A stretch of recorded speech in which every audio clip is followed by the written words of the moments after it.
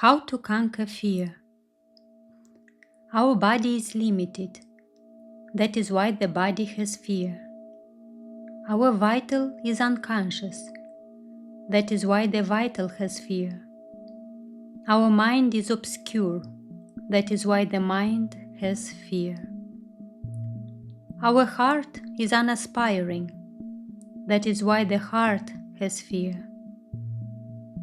To free our body from fear, what we need is the glorious experience of our soul.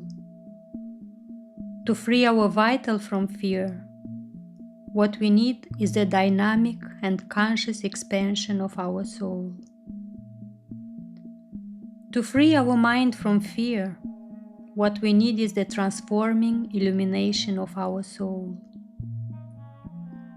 Finally, to free our heart from fear, what we need is the fulfilling perfection of our soul. Man's fear does not allow him to see the face of reality, the ultimate reality. Man's fear does not allow him to reach the golden shores of the beyond. Man's fear does not allow him to fulfill God for God's sake. But God, the author of all good, has boundless compassion, concern, and love for mankind. When we unconsciously think of fear or cherish fear, fear smilingly shakes hands with us. When we consciously think of fear or cherish fear, fear triumphantly embraces us. When we think of our inner courage, God cries with his divine cry, for he feels that here he has a chosen instrument. Earth is afraid of heaven's transcendental light, and heaven is afraid of earth's abysmal ignorance. God says to earth, "My son, do not act like a fool. Heaven's transcendental light is not going to blind you. Heaven's light is not going to expose you. On the contrary, Heaven's light is going to illumine you. Heaven's light is going to transform you." God says to heaven, "Do not be a fool.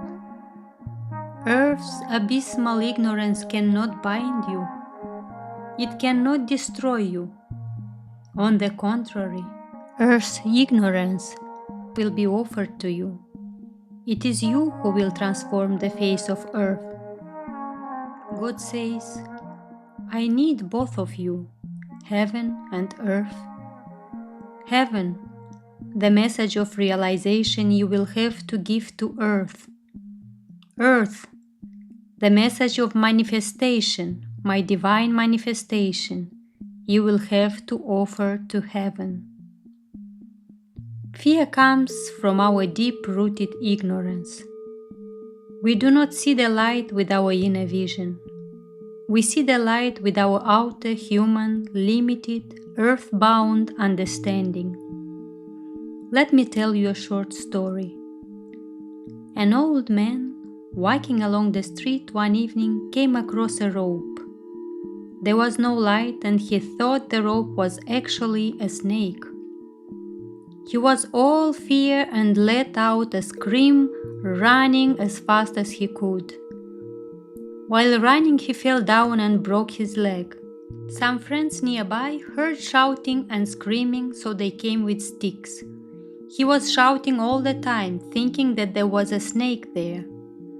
When his friends came, they too thought that it was a snake. In the dark, they started striking the rope, and unfortunately began hitting one another. The shouting continued, and soon another party came with a light and discovered that it was just a piece of rope and not a snake. So when the light entered, they discovered that it was a rope and not a snake.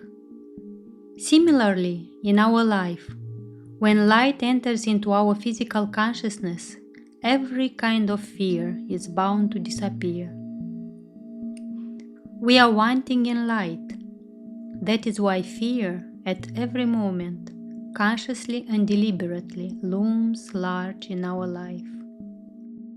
But if we are sincere enough to go deep within and feel that inner courage belongs to us, inner courage can dawn at every moment. It is more than willing to come to the fore. Bringing this inner courage to the fore is the conscious awakening of our inner being. Everyone has this inner being, but unfortunately very few of us want to feed it. We feed our body in order to strengthen ourselves. We study books to feed our mind.